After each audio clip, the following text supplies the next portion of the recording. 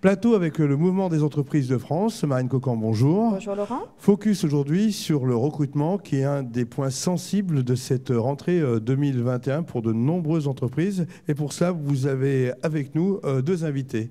Effectivement, l'activité redémarre en cette rentrée, mais nous avons besoin de collaborateurs. Et donc, je suis venue avec Alexis Bertel et Jean-Christophe Giaconelli pour vous expliquer comment on fait pour avoir des bons collaborateurs. Alexis, vous êtes président de ANDRH, une association qui regroupe un certain nombre d'entreprises. Présentez-nous en quelques mots cette association. Oui, bonjour. Alors l'ANDRH, c'est une association nationale. Nous, on intervient au niveau local, donc sur les Deux-Savoies. On a environ 70 membres aujourd'hui.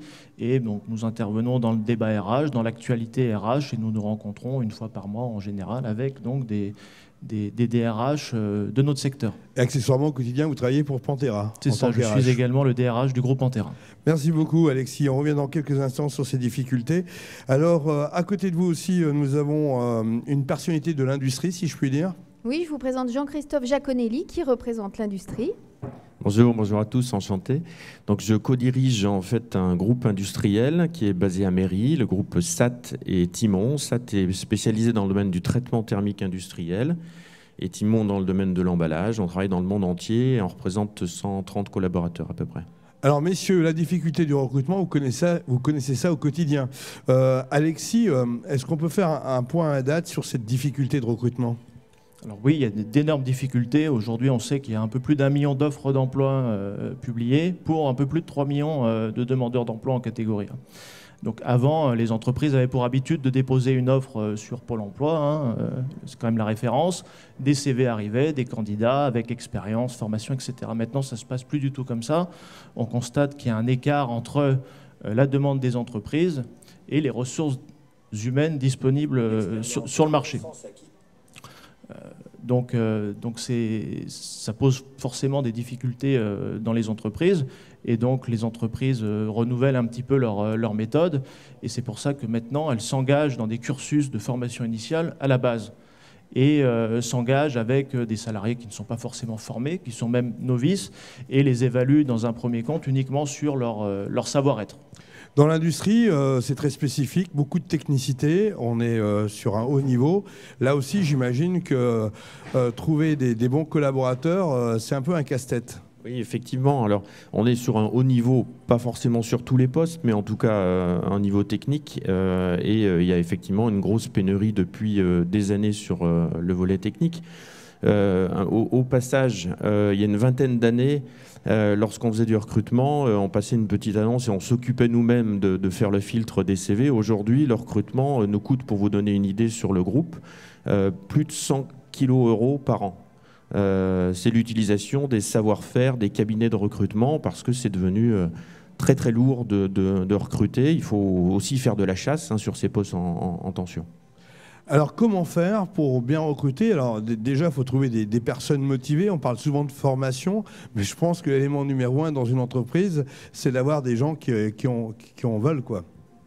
Qui en veulent, et la formation, c'est un vrai sujet, puisque aujourd'hui, Pôle emploi fait donc des études tous les ans qui sont très sérieuses, qui demandent aux entreprises leurs besoins pour l'année prochaine, quoi. Donc, en 2021, les métiers qui sont les plus recrutés, c'est les métiers du service, donc c'est la sécurité, c'est le ménage, c'est également tous les métiers forcément dans le milieu du médical. Et pourtant, on constate que les profils qui sont disponibles n'ont pas forcément ces formations et vont vers d'autres filières qui, elles, sont bouchées. Donc là, ça pose un problème qui est beaucoup plus en amont et qui remonte même au collège ou au lycée, où là, les filières professionnelles ne sont pas assez représentées, et où des étudiants s'engagent dans des filières qui sont déjà bouchées. Et on sait que ça va créer du chômage et des futurs chômeurs, malheureusement, quoi. Alors, la formation, c'est un investissement pour l'employé, mais aussi pour l'employeur. Donc, il faut miser sur les bons chevaux, si vous me permettez l'expression. Oui, enfin, effectivement, il faut miser sur les bons chevaux. La réforme de la formation a été menée à plusieurs reprises et c'est un peu un sacerdoce, c'est assez compliqué. C'est vrai que les entreprises, de manière générale, investissent beaucoup dans la formation, au travers du MEDEF, de l'UMM, etc. Donc, on sait que c'est par là qu'on trouvera des solutions. Les attentes des demandeurs d'emploi ont changé, que les entreprises font beaucoup d'efforts pour leur offrir des plans de carrière, la formation, comme vous disiez, mais évidemment aussi une qualité de vie au travail qui est devenue un élément important. Avant, on demandait quels étaient les congés et les tickets restaurants. Maintenant, on demande s'il y a du télétravail et de l'aménagement pour la vie personnelle. Bon, bah voilà, c'est comme ça. Peut-être que le Covid est passé par là, que les attentes sont un peu différentes. Mais je voulais souligner que vraiment, il y a une attente des chefs d'entreprise qui sont à l'écoute des salariés pour leur proposer un vrai plan de carrière construit et pour que voilà, ce soit gagnant-gagnant. Alors pour les entrepreneurs, j'imagine qu'on peut vous contacter parce que vous êtes source de solutions. Ah oui, bien sûr. Ouais. Nous, bon, à travers de notre groupe de DRH, je ne connais pas une entreprise qui n'a pas de difficulté de recrutement. Même si elle fait un recrutement par an, c'est toujours difficile de recruter sur ces métiers. Donc nous, on est toujours à l'écoute et à disposition pour œuvrer en faveur de l'emploi, de la formation et être, on va dire, une voie d'entrée pour aider les demandeurs d'emploi, mais également aussi les entreprises. Jean-Christophe, vous restez confiant par rapport à la situation parce que c'est quand même un frein pour le business, tout ça, le manque de recrutement. Oui, c'est un gros frein. Je reste confiant, on va dire, dans la durée. Mais les années qui se présentent à nous, là, vont être vraiment difficiles. Et donc, il faut renouveler d'efforts, se rapprocher du monde de la formation pour que ces deux domaines, là où on emploie et là où on forme, on puisse trouver des solutions et qui nous amèneront dans la pérennité à voir l'avenir et le développement beaucoup plus franche.